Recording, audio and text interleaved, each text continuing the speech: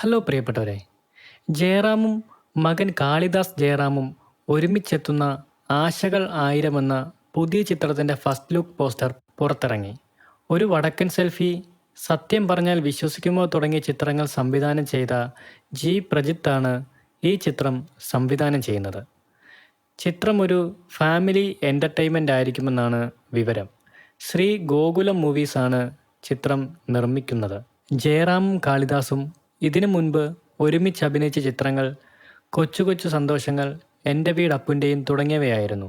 ഒരുപാട് ചിത്രങ്ങൾ തമിഴിലും തെലുങ്കിലും അടക്കം ചെയ്യുന്ന ജയറാമിന് വലിയ പ്രേക്ഷകർ തന്നെ ഇവിടെ എല്ലാമായിട്ടുണ്ട്. മോഹൻലാലിൻ്റേതായി സമീപകാലത്ത് പുറത്തിറങ്ങിയ മിക്ക റീ റിലീസ് ചിത്രങ്ങളും വലിയ ചലനങ്ങൾ തന്നെയാണ് ബോക്സ് ഓഫീസിൽ ഉണ്ടാക്കിയത്. അതിനുശേഷം ആരാധകർ എല്ലാം തന്നെ രാവണപ്രഭുവിൻ്റെ റീ റിലീസിനായി ആവശ്യമുന്നയിച്ചിരുന്നു.